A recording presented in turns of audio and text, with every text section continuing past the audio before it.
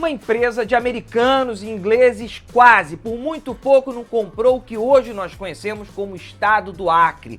Antes que alguém chegue e fale, nós poderíamos ser ingleses, Thiago, nós poderíamos ser americanos. Meu amigo, é papo de colonizador, não é papo de investimento, papo de pensar em nação. Então, tratar em Amazônia não dá para ser diplomacia amadora. Eu sou Thiago Gomide e eu vou te contar a partir de agora o que foi Bolivian Syndicate. De cara, não deixe de se inscrever no canal, é de graça e ajuda muito, estimula para que nós possamos sempre produzir mais e mais conteúdos para você. Toda semana tem vídeo novo, portanto, inscrever-se. Aqui embaixo, sininho e vamos ser felizes. Primeiro eu vou falar rapidinho o que rolava no Acre em 1899. A parte do que nós conhecemos como Estado do Acre era boliviano. A Bolívia era dona do pedaço, mas quem ocupou aquele espaço de terra e trabalhou durante muito tempo foram os nordestinos, atraídos por um sonho de liberdade, de grana, de vida melhor, fugindo da enorme seca, indo atrás do dinheiro da borracha. A extração da borracha dava muita grana, gente. Depois da vulcanização, pneus eram produzidos em massa, com a borracha extraída dos seringais, em especial do Acre, né? Você está vendo imagens da Itália, está vendo imagens da Espanha.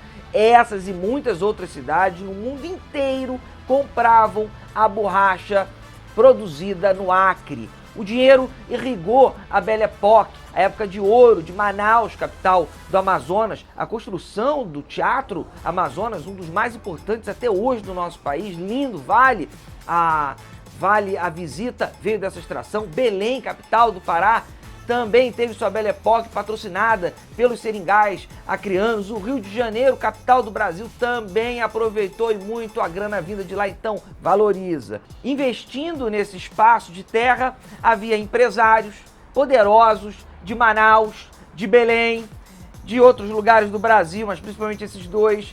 Era investimento com um retorno garantido. Também tinham políticos poderosos, tá? Os nordestinos que saíam da roça para se tornarem seringueiros, eles ocupavam a parte de baixo, né? A parte dos desvalidos. Eles eram convencidos por uma mentira. Existiam os aliciadores que vendiam uma proposta que o Acre era o Eldorado, que era um lugar maravilhoso, só que não era essa a história, né? Indo em barcos como esse que você está conhecendo, famoso vapor, esses nordestinos entravam na região do Acre depois de meses de tortuosa viagem, e já chegavam devendo muito. Essa dívida só aumentaria. Se quisessem voltar, porque não era bem o combinado, olha, eu não quero mais, eu quero voltar, precisavam pagar altas taxas, o que era impossível. Pior, tinham que ir a uma casa comercial, tipo essa daí que você está vendo, e pegarem arma, munição, machadinha, instrumentos para sobrevivência na mata e pro trabalho. Tudo era pago, tudo anotado em um caderno de dívidas que dificilmente seria saldado. Euclides da Cunha, que escreveu Os Sertões, esteve na Amazônia em 1905 e escreveu que o seringueiro é, antes de tudo, um forte até hoje, que pagava para se escravizar. A Bolívia, quando soube que aquela região estava dando muito dinheiro, o pai não pensou duas vezes, não, resolveu tomar de volta, ó, devolve aí, mas como assim? Eu saí do Nordeste, me ferrando, eu vou sair daqui sem nada? Como assim? Eu estou explorando essa terra toda, essa gente, e não vou ganhar nada? Não. E aí começam as aventuras que dão inveja a qualquer filme de Hollywood. Rolaram várias insurreições. Um jornalista espanhol chamado Luiz Galvez chegou a montar um país independente. O Acre foi um país independente, com selo, com embaixada, ou melhor, tentando entrar em contato com as embaixadas, enfim, tentando apoio político e econômico de outros países, mas teve político e econômico apoio do pessoal de Manaus, inclusive teve combates armados, como esse daí que você está vendo. É a Revolução Acreana de agosto de 1902, liderada por Plácido de Castro, um ex-militar. Bem, entendeu o contexto da região? Agora vamos para o contexto internacional, que também era bastante confuso. Era o seguinte, tinham grupos empresariais, em especial nos Estados Unidos e diferentes países da Europa, que montavam empresas para explorarem os bens estrangeiros, né? Foi assim na África do Sul, por exemplo, né? Foi assim que aconteceu a tomada de um território na região do contestado entre Brasil e Guiana Francesa, e foi assim no Acre. A Bolívia, desde sempre, viu que não iria aguentar o rojão. Os brasileiros que lá estavam não iriam ceder com facilidade. Então, na cabeça de muitos governantes, governantes da Bolívia, o melhor era arrendar o Acre para um sindicato poderoso, para uma empresa internacional. Bom, a gente se livra dessa dor de cabeça e ainda ganha um troco, né? Uma boa ideia. É evidente que onde há grana, a gente querendo investir. Isso é evidente até hoje, né? Com capital inicial de 500 mil libras esterlinas, estava montado o Bolivian Syndicate. Era uma charter company, inspirada naquelas, como eu já disse, né, da África do Sul. E que nós sabemos os resultados: apartheid, muita violência. Bem, na África do Sul, diamante, aqui borracha. Por trás, grandes empresários, banqueiros,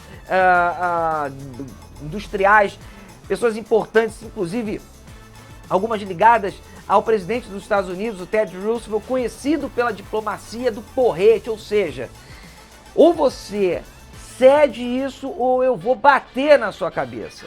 Era esse o pensamento do presidente americano, que era ligado a esse grupo, indiretamente. Tudo estava sendo feito na boca miúda, não era para chamar atenção. A negociação final era a seguinte: olha só, o sindicato poderia administrar o território, arrecadar impostos, militarizar o local, transformar o local em uma colônia com poderes de Estado, e em contrapartida uma porcentagem dos lucros obtidos iriam para a Bolívia. Ou seja, um tasco ali da produção de borracha iria para a Bolívia. E poderia atuar durante 30 anos naquela região. Tá bom para você? A companhia poderia navegar livremente por todos os rios do território e também poderia outorgar concessões para a navegação, respeitando os tratados internacionais. E, finalmente, em caso de necessidade, o sindicato poderia equipar e manter uma força armada de navios de guerra. Era tudo isso que estava dentro do contrato. Em 1901, nosso representante em La Paz, capital da Bolívia, era Eduardo dos Santos de Lisboa. Ele quase teve um infarto quando descobriu isso. Olinto de Magalhães, esse camarada que está dividindo a tela comigo, era como se fosse o ministro das Relações Exteriores do Brasil de hoje, né? Foi avisado do que estava acontecendo e logo acionou um trio poderosíssimo, de peso, para entender que negócio é esse, meu Deus. Joaquim Nabuco era o nosso representante em Londres. O gaúcho Assis Brasil estava em Washington. Assis Brasil menos famoso, mas muito importante. O Barão do Rio Branco estava em Berlim. E eles foram coletar informações, né? Campos Salles era o presidente do Brasil. Olhava aquilo ali com muita desatenção, porque olhava com desatenção em geral para a Amazônia. Em especial o que acontecia naquela região do Acre. Sabia de muitos detalhes, mas não priorizava. Sabe como é que isso funciona, né? O Olinto de Magalhães, apesar de algum esforço, estava longe, mas longe mesmo, de pegar aquele touro com a mão. Isso só mudaria quando o Barão do Rio Branco, meu Deus, que diferença, assumiu o que hoje nós conhecemos como Ministério das Relações Exteriores. Eu já vou chegar lá, mas importante dizer que a imprensa londrina e a imprensa dos Estados Unidos, achavam ótimo aquilo que está acontecendo, achavam ótimo ir para a inexplorada Amazônia, tomar aquele canto, produzir ali. Tinham cuidados, claro, com as relações com o Brasil, que eram antigas, eram respeitosas, mas bola para frente. Corriam em paralelo guerras do Acre entre brasileiros e bolivianos, porque tudo acontece ao mesmo tempo, né?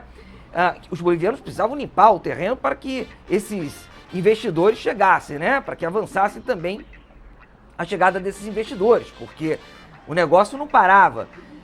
E aí foram sendo descobertos esses fatos. Essa situação é que estava na frente da diplomacia. A Amazônia, como eu já disse, não é para amadores. Esquece, diplomacia não é para amadores. Não é para qualquer um. Eu morei nos Estados Unidos 2 meses e sou diplomata. É evidente que não.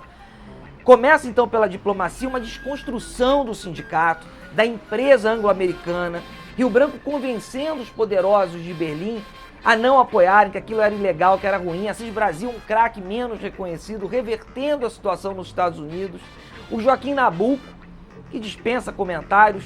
usando toda a argumentação para reverter o interesse londrino. Final de 1902, um importante passo para essa situação. O Rodrigues Alves ganha a presidência do Brasil. Esses três estavam, né, na Inglaterra, nos Estados Unidos e na Alemanha. E o Rodrigues Alves escolhe o Rio Branco como ministro das Relações Exteriores. Eu falei que chegou o momento do Rio Branco entrar no jogo, né? E ele logo vê a furada da região do Acre, que era muito mais profunda, né, com mapa mais do que decorado. O Rio Branco propôs, entre tantos tópicos, que a Bolívia não enviasse batalhões para a região, porque era um boato que estava ganhando força todos os dias. Lembra que está rolando a guerra, né? Está rolando a Revolução Acreana, o pau está estancando lá. Em troca, o Brasil enviaria homens para garantir a segurança dos bolivianos sitiados em Porto Acre, ali uma cidade perto de Rio Branco, e ajudaria, enfim, na recomposição do território, e o Brasil se resolveria com o Bolivian Syndicate, né? A Bolívia estava nesse momento tomando realmente muita surra na região do Acre hoje. E olha só o poder de convencimento do Rio Branco, cara. Ele chegou para o sindicato, que tinha tudo para ganhar lá, ele conseguiu pagar 110 mil libras esterlinas, depois de uma longa negociação, que se estendeu por dias. E esse era o valor final que o Bolivian Syndicate cobrava pela desistência do negócio, pelos honorários dos advogados. E era uma dor de cabeça para eles. Então, Rio Branco consegue mostrar isso, consegue mostrar o cenário, que o cenário jogava contra. E aí, é claro, que esse poder do dinheiro, poder de pagar, os investidores preferiram o conservadorismo, né? Sem o Bolivian Syndicate, que ganhou o dinheiro mais fácil da história, a Bolívia ficaria ainda mais frágil, ficaria ainda com menos condição de enfrentar o Brasil, seja diplomaticamente ou na guerra. Então, nos dois casos, o Brasil levaria vantagem. Mas se entrassem os americanos e os ingleses, você sabe que seria diferente, né? No dia 17 de novembro de 1903, você está vendo aí as fotos, né? Depois dessa gigantesca negociação, na casa do Rio Branco, em Petrópolis, ele foi para lá, ele morou lá, ele montou lá o seu segundo Itamaraty. Foi assinado o Tratado de Petrópolis, que era a venda daquele espaço pela Bolívia para o Brasil. Ficou ali acordado o pagamento de 2 milhões de libras esterlinas e, entre outras coisas, a construção de uma ferrovia, a Madeira Mamoré, que você sabe muito bem que não saiu do papel, né? Ficou somente num sonho ali, tentou avançar um pouco, mas não progrediu. Eu falei tudo isso para dizer mais uma vez que a diplomacia não é para amadores, né? Já disse isso antes, mas não custa repetir. Diplomacia não é para amador. Inclusive pode fazer com que o país tenha problemas gigantescos, não só na esfera econômica, mas também na esfera bélica. Tchau.